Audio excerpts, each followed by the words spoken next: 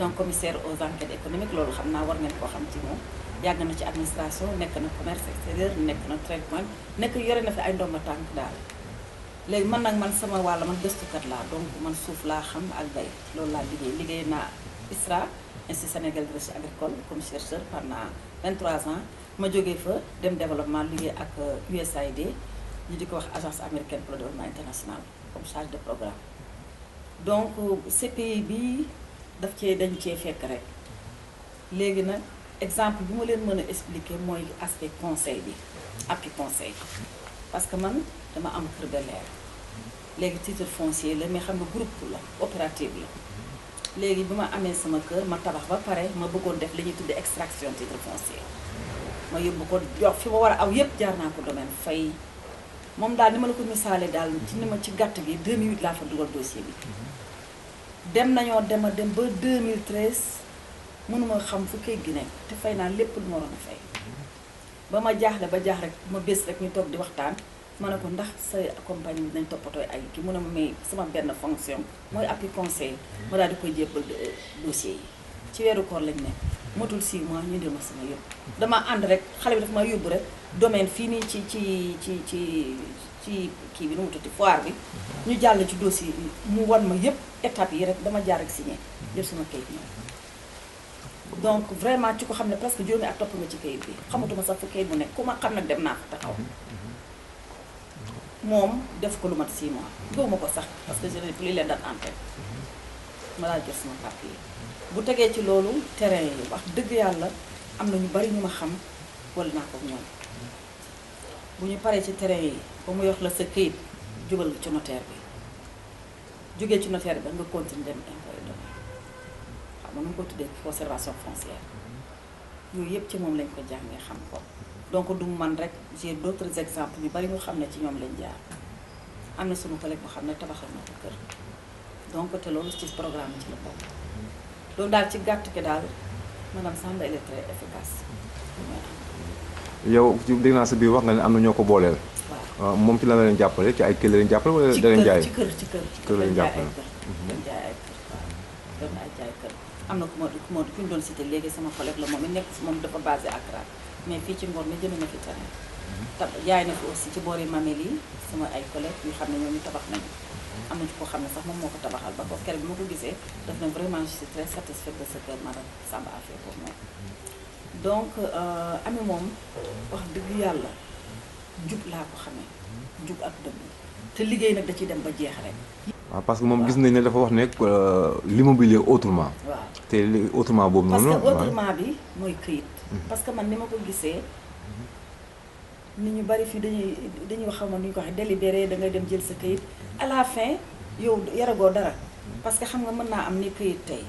mais war ngaa dem ci notaire suma mbokk bari xamuñ ne da nga war dem ci notaire fi mu da ngay jënd kër ba pare après ñoo ndax dem nga ci notaire ngay taxaw di naan waaw dafa war a am notaire après ñun mais il faut nga dem notaire soo demee def notaire fay say kii ñu la demal conservation foncière donc étape boobu moo lay wax ne këyit gi boobu këyit dëgg la mais sinon da ngay am ko am délibéré effectivement fay nga xam nga da ngay def ay versement ba mu mat yow pour mu yow rek am nga kër mais des na étape yooyu nag moom au moins da la ciy dimbale waaw moo tax toujours ngay dégg ay litige ani sa kayitu kër lañ la laaj parce que kayit bi loo ci mënti dégg kayit la kayit yoon boo mënti dem ñu la an sa kayit soo demee yóbbu ay délibéré rek yooyu ñooy la kii des na am nga yeneen étape yooyu est-ce que notaire demoon nga fa donc yooyu je pense que aussi loolu da ciy dimbali nit ñi lu bëri bëri ñu bëri ngi fii ñëw dañuy ñëw rek ñu wax leen yoon wi am nañu aussi ñu am seen kër di ko jox mu leen di luyeel loolu aussi da cee farlu c'est un juriste nag xam na yëf yi parce que bon ñu bëri aussi dañu ngi jaay di jënd mais duñ xam yoon yi waaw xam nga jaay yomb na waaye nag boo paree finalisation boobu mooy nekk problème xam ñu nekkoon ci coopérative ba ñu sësee pour desul extraction titre foncier damaa foog ne lu yomb la def jaar fu ma war a jaar yëpp damay fay sama yëpp ba mu mat waaye këyit bala ma ko gis damaa dox ba soxna mu jéggi ma ne waaw man ndax naa ko gisaat mais dafa am ay yoon yu xam ne xañ na këyit yaa nga fa woon mais mënuma fa woon yegg. très bien te du man rek y a d'autres ñu xam ne ñoo cay tegu ca dossier yooyu. comme madame Badiane balaa ñoo jeexal rek ñu laaj léegi yow tey boo doon conseillé tey Sénégalais ak surtout ñi nga xam ñu ngi bitim réew ndax ñi nekk bitim réew tey ñoo gën a sonn sax ñu nekk biir ndax ñu nekk bitim réew maanaam dañoo sori seen réew moo tax ñu naan bitim réew tey boo leen di conseillé loolu leen di conseillé. su fekkee ne kër leen tax a jóg madame Samba moom CPI moom man de moom laa xam te amaguma ci déception te li ma leen wax nii man tuuti rek laa leen ci wax parce que ne luye wu ma kër jaayuma waaye day luye di jaay di jënd loo bëgg rek man wóolu naa ko teg ko jub la jub gi moo di lii lay jar lii ngay def yoon wi laa lay woon yóbbu la bu say këyit paree ci moom mooy la demal ci notaire bi nga woo notaire bi notaire bi jox la rendez-vous lii nga war a fay nga dis rek notaire bi nag ngay fayee boo jógee foofu léegi bu sa këyit matee notaire bi jox la sa këyit ne demal conservation foncière boo yegee conservation foncière ne la sa këyit tam yow léegi xam nga ne am nga këyit nga ñëw denc sa këyit boo bëggee tabax nga dellu soit mën a léegi plan yaa ngi ingénieur fi y a des tableaux y a des documents qui sont là ban bu tabax nga bëgg loo bëgg ñu accompagner la boo bëggee benn étage boo bëgg boo semi étage loo bëgg yow daal sa portefeuille toll rek nga wax ne li laa am ñu wax la li nga tolloon lii la F1 F2 F3 loolu yëpp ngi fi yooyu yëpp teg naa ci sama bët. kon daal yow rëccuwul tey li nga ko boole ak say nitu bopp. déedéet te ba tey maa ngi def dem ku ma gis may ndax tu es intéressé ma ñëw wax ko ko ku ma nekk ci biti ne ma ndax am ngeen terrain ci boori Ngor wala Almadies yu ma wax la ma ne boo bëggee feneen ma laaj ko ma ne ko Tivaouane Peulh am na Kër Massar am na Ngor am na lépp ci portefeuille yi rek la waaw mais man yàgg naa moom yàgg xam ne moom ah man de ni ma ko wóoloo ma ko ni sax sama bopp waaw parce que elle est intègre xam na liggéeyam ku jub la waaw. léegi loo jeexalee. xanaa di invité diaspora bi ne leen fii moom place la te buñ fi ñëwee duñ ko réccu daal duñ ko réccu parce que dafa nit bu jubee jullit la jub ku jub la loolu doy na rek ci weeru koor la ñu waaw te moom dana ci def sax lu xam ne mënu ko parce que li muy sonnee ci liggéey bi sëriñ bi kenn mënu ko fay ku xam ne presque 24 heures ngay fonctionné nee naa ko mag nga da ngay xool fi du wàcc ba dog du jot waaw te fi tey boo ko joxoon sa dossier da daal di jël rek du seet da jël sac bi rek ngeen dugg ci oto bi dem di wër a wër ba yëfi sotti mu ñëw toog loolu amul fay waaw moom service bi muy def fayewu ko waaw c'est que nag boo yore personnel il faut nga fay leen waaw kon madame Badiane ñu ngi lay jaajëfal. waaw kay jërëjëf. asalaamaaleykum. donc mbir bi daal mooy def témoignage ci sama yaay bu baax madame Samb moo ma jaay sama terrain bi nii tabaxal ma ko la muy benn soxna bu baax a baax parce que jàppale na ma ci acquisition bi jàppale tamit ci tabax bi donc jamono bi nag ci Sénégal jafe na trop nga am benn yaay boo xam ne da lay jàppale donc moo jàppale nag jënd fii tabax ko nii léegi kontaan naa ci trop donc yéen tamit waa diaspora maa ngi leen di encouragé nag ngeen fexe ba duggante en contact avec le cabinet Prestige Immobilier de madame Samb ndax di leen la jox conseil di leen la jàppale di leen fexe daal ba affaire bi daal mu yomb ci ñun ñëpp surtout les jeunes nga xam ne doo war a jënd terrain tabax pour seen famille donc kër gaa ngi nii donc je vais vous montrer un peu les investissements qu'on a eu à faire donc terrain wu 150 mètres carrés la ma jaay ci côté Ngor donc ñu def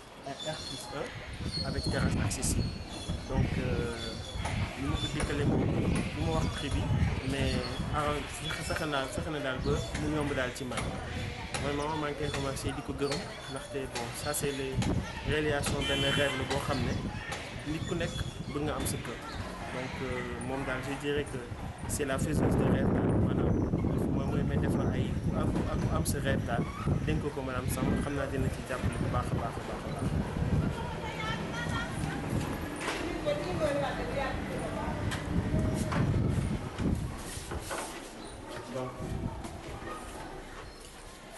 Donc ici c'est le salon, nous d'affaires, donc avec 2 niveaux, et puis avec une cour accessible, et puis il y a la cuisine, on peut passer par là.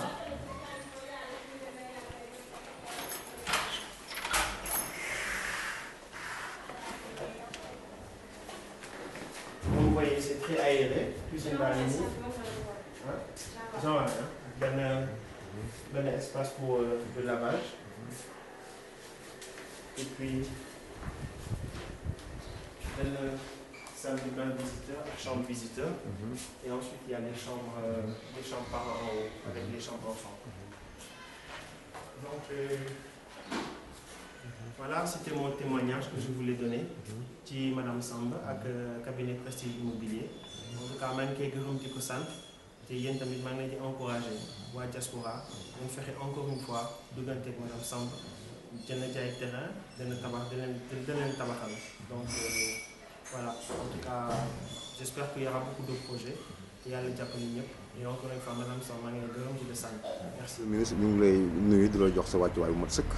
maa ngi lay nuyu di nuyu waa diaspora Sénégal yëpp xam naa li ci diaspora parce que man nekkoon naa immigré aux États-Unis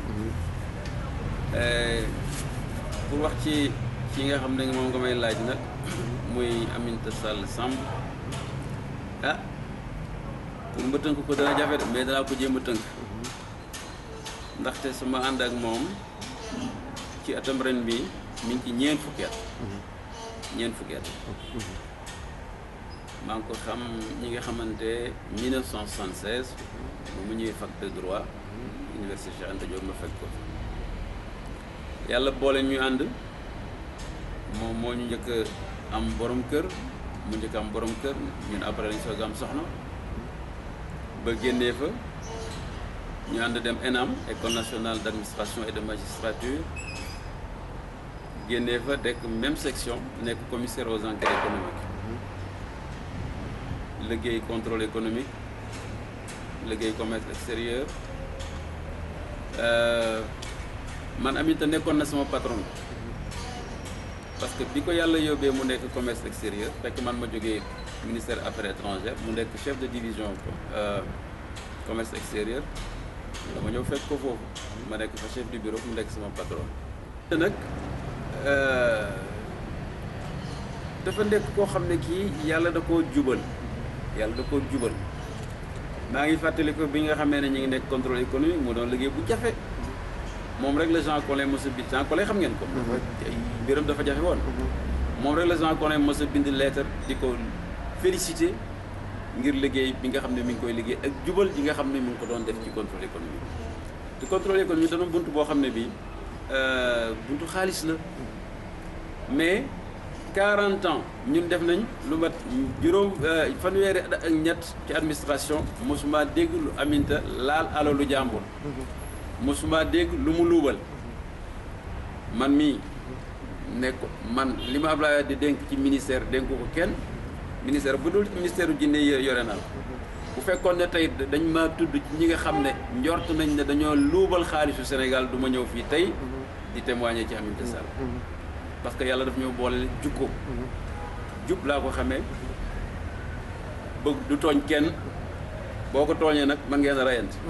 waaw parce que njubam moo tax xam nga koo xam ne kii 40 ans nga xam ko ci njub ah wax dëgg yàlla sant yàlla rek la ñu war a def waaw te moom it poste bu nekk jaar na fa nekk na directeur commerce extérieur nekk na directeur administrateur général du Train Point nga xam ne man maa ko fa remplacé mais muy koo xam ne kii daal mën na liggéeyam luñ ko mës a jox doxal na ko ba ñi nga xam ne ñooy kilifa réew mi sant ko ci gërëm ko ci Abdou Diouf sant na ko gërëm na ko Ablaye Wade ci lu ma fekkee sant na ko gërëm na ko kon nag Aminata ku baax la ku yàlla baaxal la te yaakaar naa ne ni ñu jëflante ak moom booba léegi muy ñeent fukki at gisuñ dara loo xam ne lii lu gàkk la wala lu dem ci moom ah kon tey mën nañoo taxaw fii wax ko Sénégalais yëpp dégg.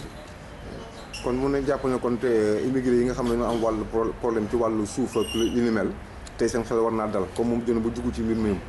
waaw seen xel yaakaar naa mën naa dal bu baax parce que bu dul loolu sax moom bi mu jëlee disponibilité génn administration dafa nekk ci affaire privée xam na cee yàgg boobu ba léegi te ak jamono ñu tëre di ji lu nekk man fay am mosuñ maa ñëw ne ma sa xarit bi sa doomu ndey bi nangam loo xam ne lii ŋàññ la wala di ko yàq dara mosuma koo dégg mosuma koo gis di kon nag kooku ku mu jëflanteeg moo xam émigré nga nekk wala nga nekk Sénégal am nañ yaakaar ne lañ cay séentu ñoom yàlla dana leen ci defal ndam ba lépp sotti jàmm ak salaam waaw am nañ ci yaakaar bu baax a baax parce que vraiment nag man de wóolu naa ko alhamdulilah comme wóolu naa ko nag damay yaakaar ni ma ko wóolool la ko Sénégalais yëpp war a wóolu kilifa yi nekkoon ngan ko réew mi ci wóolu nañ ko ba di ko dénk li nga xam ne mooy responsabilité mosu caa yàq mosu caa def lu ñaaw kenn mosu ko caa dégg lu bon kon nag bu ne tey day jëflanteeg émigré yi ñi nga xam ne ñi nekk bitim réew am loo xam ne dañoo xam ne bëgg nañ ko ñun suñu wàll mooy wax leen ne yaakaar nañ ne seen xel dina dal ci li nga xam ne moom la Aminata di def ba lépp sotti ak jàmm ak salaam dañuy ñaan yàlla rek yàlla mi nga xam ne mooy sotti yàlla ko yàlla sottil ba ñoom ñëpp ku nekk li nga ci bëgg nga am ko benn gàllankoor bëgg ci bañ cee dugg cat bañ cee dugg saytaane bañ cee dugg. kon monsieur le ministre ñu ngi lay jaajëf bu baax a baax. Vous avez vu tout comme moi les témoignages, en tout cas c'est de très bonnes réponses à nos attentes. Maintenant ma question est la suivante. Pensez-vous qu'il est temps que le gouvernement et les autres décideurs de ce pays commencent à prendre en compte les Sénégalais de la diaspora dans le cadre de l'élaboration de la politique de développement de l'habitat? À vous, quelque part. Ce ministère a été créé. Vraiment, c'était quelque chose d'extraordinaire pour nous, expatriés. Nous avons notre ministère de tutelle, alors donc, pour nous, finir les problèmes. Voilà. Alors, la volonté qu'avait peut-être le président d'alors de mettre ce ministère en place, cette volonté de réussir n'était pas du tout la volonté de ceux qui ont dirigé ce département, je veux dire donc les gens, les ministres qui l'ont dirigé. Certainement, on peut aussi comprendre ce que c'est la migration parce que la migration est une réalité. L'immigration est une réalité. C'est pas prendre sa valise et partir. Non, pas du tout. Ça tourne. Alors les gens ont toujours voyagé. Les planètes tournent maintenant et qui entraînent les gens dans leur mouvement par rapport au développement, à la mondialisation. Il faut que les gens partent. Nous, en tant qu'acteurs, en tout cas, justement, dans l'immobilier, de tout faire pour bien nous organiser, de tout encadrer, de travailler ensemble main dans la main, de voir les différents intervenants, qu'ils soient économiques, que ce soit les géomètres, etc., pour qu'on puisse ensemble avancer. Après, l'État viendra en cours de route. Parce qu'un homme disait, Emmanuel Kant, à chaque fois qu'un homme agit, il doit agir de sorte que son action soit un exemple universel. Absolument. Donc voilà ma philosophie de vie. À chaque fois que j'agis, je dois agir de sorte que mon action soit un exemple universel. Voilà en quoi je crois. Donc s'il y a cette philosophie-là, si je l'épouse, je pense que si certains l'épousent comme maître, comme monsieur le ministre, je pense qu'on peut aller de l'avant. Mais pas tout remettre sur le dos de l'État. Moi, c'est ça que je ne peux pas accepter. Parce que sinon, ce serait trop facile. Chaque fois, l'État. L'État ne peut pas tout faire. Il faut pas tout faire. Comme on dit, excusez-moi, en Wolof, bye bye se tol. N'est-ce pas? Donc, c'est important qu'on commence déjà par nous-mêmes. Que nous-mêmes, on se remette en question. Que nous-mêmes, on montre la voie. Après, si on alerte, ou bien en tout cas, on demande l'aide des autorités, les autorités seront là pour nous accompagner. Parce qu'ils verront qu'il y a voilà, ça qui a été fait. Mais si rien n'est fait. Donc les autorités ne peuvent pas nous aider. J'ai une expérience américaine. C'est vrai, l'État est là pour tout le monde. On peut les pousser à créer les conditions sécuritaires pour que nous, même si on investit dans ce pays, on soit sûr que cet investissement et ne pas être sujet d'un problème d'escroquerie. C'est pourquoi je dis que nous, en tant que diaspora, nous devons prendre en charge. Parce que si on parle d'émergence aujourd'hui, c'est parce que il y a des pays émergents. Et si la diaspora fréquente les pays émergents, frotte avec l'émergence et avoir l'expertise nécessaire qu'il faut. Moi, je pense que l'État doit commencer par eux-mêmes et ne pas permettre à des gens qui n'ont pas fait l'extérieur et créer comme ça parce que des relations politiques leur permettent la plupart du temps de pouvoir créer des soucis et aller arnaquer les gens. C'est ça qui n'est pas beau. Donc moi je pense que la meilleure solution aujourd'hui, c'est qu'on puisse, nous, en tant que diaspora, nous organiser, voir les experts, l'expertise immobilière qui se trouve dans la diaspora, l'expertise financière, les banques et tout ça là. Nous avons notre argent. Nous avons des hommes déjà qui frottent avec le développement, qui ont l'expertise. Et c'est à nous maintenant de nous organiser pour pouvoir présenter des produits, la sécurité et tout cela pour que quand quelqu'un rentre, par exemple, dans la diaspora en ligne d'Arnet ou diaspora télévision, qu'il écoute et qui rentre dans le website pour regarder, tu vois, l'ensemble de la gamme ou bien des services exposés, qu'il puisse dire que bon, telle compagnie dirigée par M. Sam qui a vécu tel. Bon, moi, je peux vraiment... C'est même pas la peine qu'ils nous consultent, nous, la diaspora. Ils remettent la direction de l'habitat des Sénégalais de l'extérieur dans un privé. Parce que c'est l'État qui dit, je vais faire asseoir une politique publique-privée. Donc, je le prends au mot. Alors, si la direction de l'habitat extérieur n'est pas en mesure de mettre en place quelque chose, pour faire asseoir quelque chose, création justement construire avec autant, je pense à mon avis, et en toute simplicité, sans complexe, remettre ça à une compagnie qui est en mesure de le faire et qui rend service. Merci. Voilà. Moi, je le vois comme De toute façon, chacun a son... Mais moi, ce que je voulais juste attirer l'attention, c'est que le gouvernement peut faire l'encadrement, créer les opportunités autour. Mais c'est à nous maintenant, Absolument. en tant qu'acteurs, de prendre notre destin et nos responsabilités. Comme M. Samb l'a bien dit, il a séjourné en Europe et tout, il est rentré. Maintenant, il prend en charge des questions importantes et lui-même pourra avoir le langage scié pour pouvoir communiquer avec sa diaspora.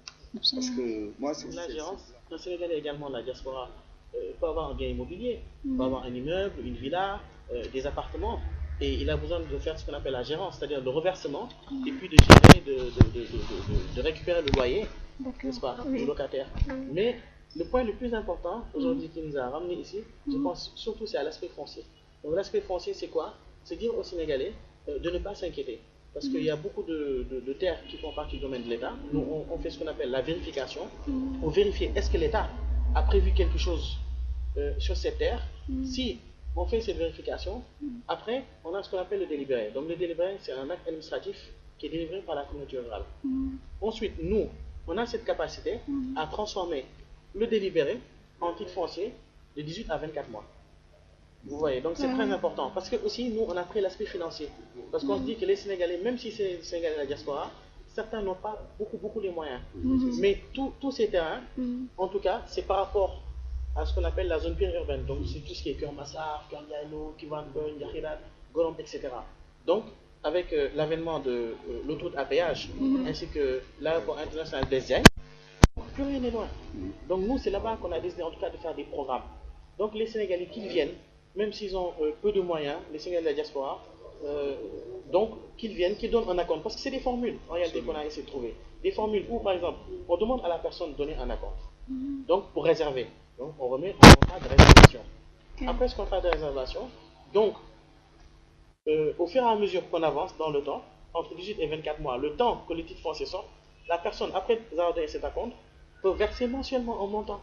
Maintenant, à l'issue de cette régularisation-là, on passe à une autre étape, qui est ce qu'on appelle la viabilisation. Il dit, ah, là, on a terminé de faire l'acquisition de la parcelle. Après avoir transformé de délibéré à titre foncier, on passe à ce qu'on appelle la viabilisation. Viabilisation, parce qu'on ne va pas vivre dans des endroits comme des animaux, où il n'y a pas d'eau, il n'y a pas d'écrit, il n'y a pas de voirie. Nous, on a cette capacité également à faire ce qu'on appelle la viabilisation. Donc, on va mettre de l'eau, adduction d'eau, donc le réseau va être électrifié, et il y aura également voirie. Voirie à latérite, ou bien il y a du goudron. Ça, c'est la deuxième étape. La troisième étape, c'est la maison. Donc, en fait, nous, on a trouvé cette formule en 3 étapes. Donc, la personne, elle donne un acompte, par exemple, de 2 millions. Supposons le terrain est à 4 500 000, 2 millions. On sait qu'après, il y a la régularisation. Donc, elle paye petit à petit. Après cela, il y a la viabilisation. Donc, voilà les formules sur lesquelles on a réfléchi pendant des années. Et je pense que ces formules pourront marcher, afin de ne pas non plus léser les gens. Parce que tout le monde, tout un chacun souhaite avoir une villa, parce que villa, moi, je suis comme on dit. Donc, c'est important. Donc, certaines sociétés sont allées à l'extérieur, essayer quand même d'exposer ou bien de vendre leur idée, leur produit. Mais à la fin, en général, la majorité des immigrés de la diaspora sont déçus. Soit ils n'ont pas le produit fini qu'ils voulaient, ou bien on leur présente un service et à la fin ils n'ont pas la qualité du service qu'on leur avait présenté. Moi je pense que c'est un débat intéressant pour soulever à l'heure actuelle pour aider à ce que les Sénégalais, surtout la diaspora, qui travaillent 24 heures sur 24, et leur rêve c'est d'avoir un toit au Sénégal, qu'on puisse trouver la formule, la communication qu'il faut pour essayer de les aider pour qu'ils puissent avoir la bonne information. Parce que c'est ça qui crée vraiment des difficultés. Parce que parfois, ils se réfugient derrière une image et à la fin, ils travestissent même cette position. Parce que moi-même, par expérience, comme vous le savez, j'étais au bureau économique et la majorité des promoteurs immobiliers passent là-bas et en cherchant évidemment qu'on les qu'on les appelle les Sénégalais. Et ça, c'est une responsabilité énorme. Parce que moi-même, on a cherché à me faire parler et puis inviter mes amis à venir souscrire à leur projet. Mais heureusement que chaque fois, je faisais attention. Parce que si je n'ai pas les preuves de terre, tout ça là, les papiers qu'il faut pour pouvoir justifier, tu vois, tous ces trucs de foncier, c'est pas facile. Par conséquent, je pense que cette compagnie-là, avec notre ami Samb qui a vécu aux États-Unis, pourrait certainement, avec l'expérience qu'il a, l'expertise, aider à ce que Diaspora Télévision puisse aider à exposer les vrais problèmes à la diaspora pour qu'ils puissent trouver des solutions vraiment de qualité, parce que ça coûte excessivement cher les maisons ici au Sénégal, comparé à d'autres pays. Donc moi, je pense que ce sera vraiment une solution de pouvoir venir ici devant la diaspora, exposer vos projets et puis les aider à pouvoir sécuriser vraiment leur investissement. Ça, je pense que... Merci, monsieur le ministre. Kon mbir mi fii la CPI ku bëgg kër bu yaatu te yomb. Fii lay ñëw fii ci CPI. Inch'Allah. Vous aviez à la présentation immédiate. Diaspora en ligne remercie tous ces invités. On vous donne rendez-vous à la prochaine, Inch'Allah. Merci.